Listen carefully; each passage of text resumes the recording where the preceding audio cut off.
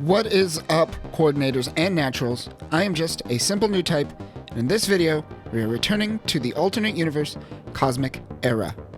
Since Mobile Suit Gundam Freedom will be releasing soon, I thought I would try to power through this, and destiny, unfortunately.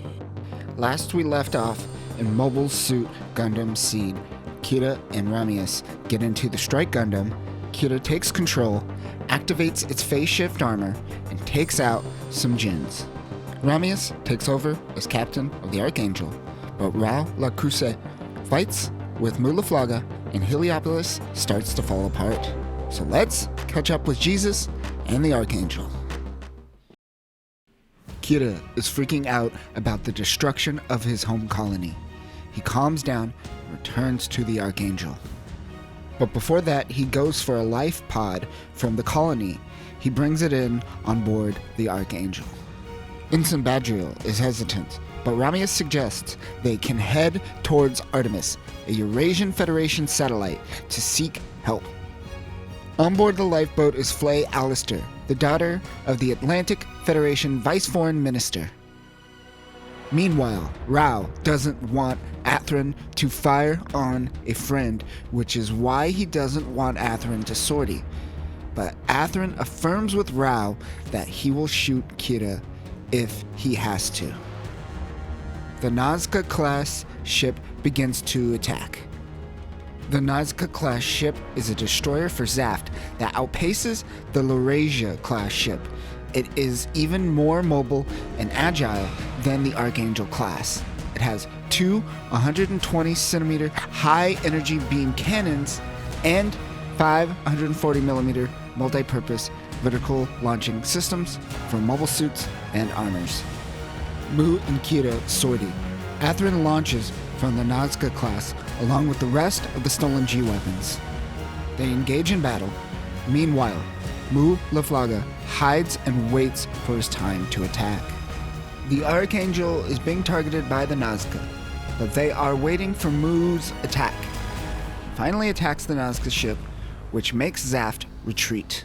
The mobile suits get the retreat message, but they surround Kira.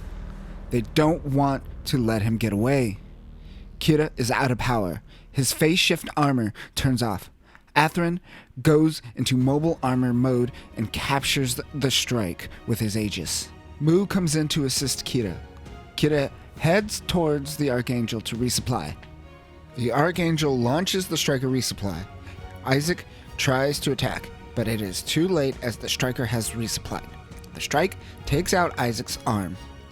Zaft makes their retreat finally. The Archangel continues towards Artemis.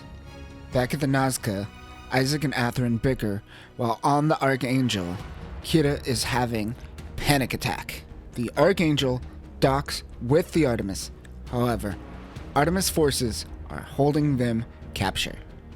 The umbrella of Artemis is the light wave barrier that protects the fortress.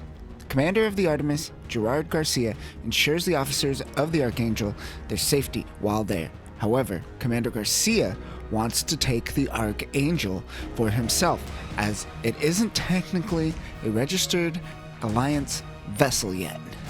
Let's briefly talk about the Earth Alliance for a second. In Universal Century, the Federation is a hegemony that works together for the most part. In Cosmic Era, the Earth Alliance consists of the following factions: the Atlantic Federation, the Earth Alliance Council, the Eurasian Federation, the Omni Enforcer, the Republic of East Asia, and South African Union.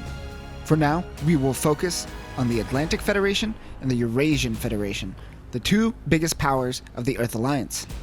The Atlantic Federation consists of the United States, which includes all of North America, Iceland, Greenland, Ireland, Great Britain, Guam, and Hawaii. Essentially, what the modern world considers the Western world.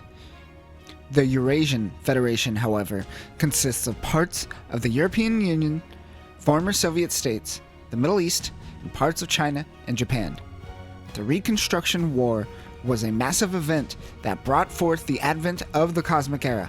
During this time of economic crisis, the Eurasian Federation slowly gained power and became the Atlantic Federation's biggest rival.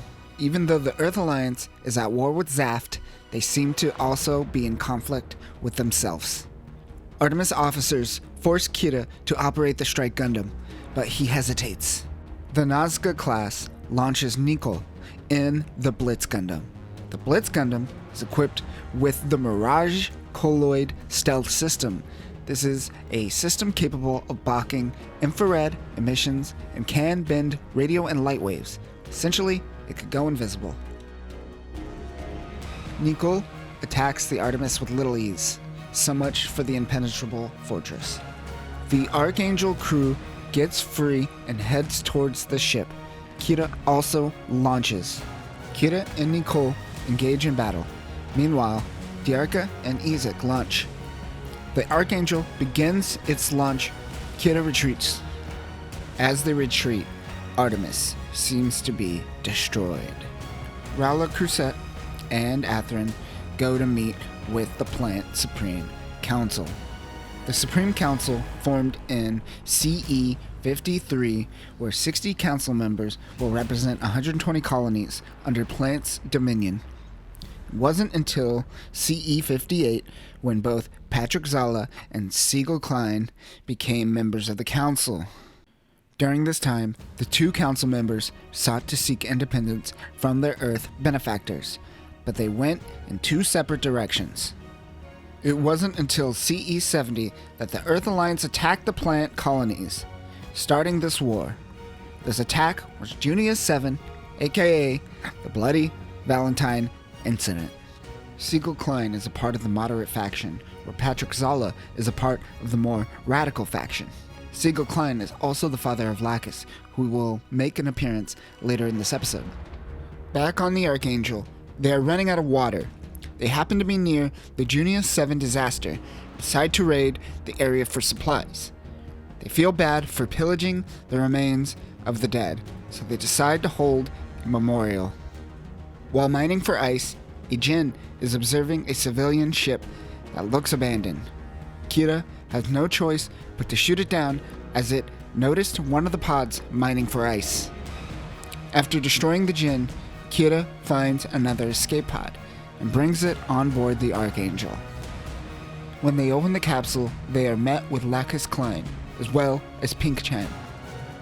She tells the officers of the Archangel that the Earth Federation attacked their ship once they found out that Plant civilians were prepping for a memorial for Junius 7. Burius, an EA soldier, finds this repugnant. While on the Archangel, Flay lets Lacus know that she doesn't like coordinators. This leads to one of the crew members asking if she is a part of Blue Cosmos. This is the first mention of Blue Cosmos in the series. Blue Cosmos is essentially an anti-coordinator terrorist group that began targeting coordinators after George Glenn revealed himself to be a coordinator. Even though when Flay is asked, "Are you a member of Blue Cosmos?" the crew is essentially asking her if she's a racist. The Archangel is to meet up and join the 8th Fleet. A part of the 8th Fleet is the Atlantic Council member George Allister, father of Flay Allister, and also member of the Blue Cosmos, which makes Flay's racist tendencies more understandable. As the 8th and the Archangel make contact, the Aegis Gundam begins an attack on the 8th. Kira launches in the Strike Gundam to help out. Kira and Athrun engage in battle. Suddenly, the ship carrying George Allister is destroyed. Flay cries over her dead father. Mulaflaga tells Remius that they need to flee or they will be killed in battle as well. Early in the episode, Ensign Badriel suggests using Lacus as a bargaining tool in battle. Badriel takes this opportunity to send a message to Zaft, informing them that they have Lacus Clyne as a prisoner. This is an interesting dynamic that we are witnessing in the show. Remius is way more experienced than Badriel, and we are starting to see this play out in front of our eyes. However, we will see growth in Badriel by the end of the series, so keep an eye out for that. Rao understands the situation and withdraws from the battlefield.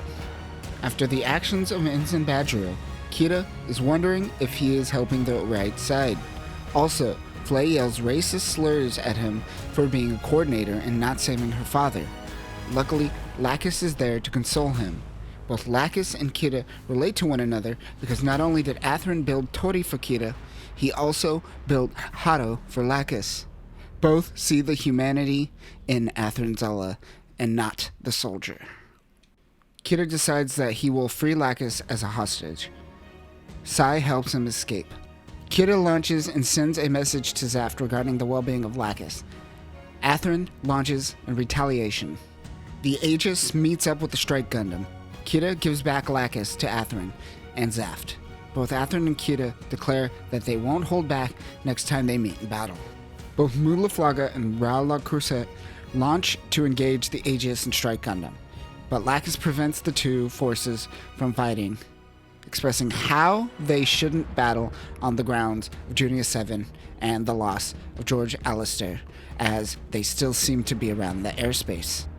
This prevents the two forces from battling, and they go their separate ways, for now. And that will do it for this episode. I hope you learned a little bit about the Cosmic Era. If you notice, we are seeing a lot of parallels between the Cosmic Era and Universal Century. Remember, the Cosmic Era was originally going to be a story in which Sunrise could make their main Gundam timeline. Fortunately, Sunrise doesn't understand the commitment of a UC fan, I suppose. But that will do it for this week. Remember, coordinators, your robotic bird brings out the humanity in all of us. Peace.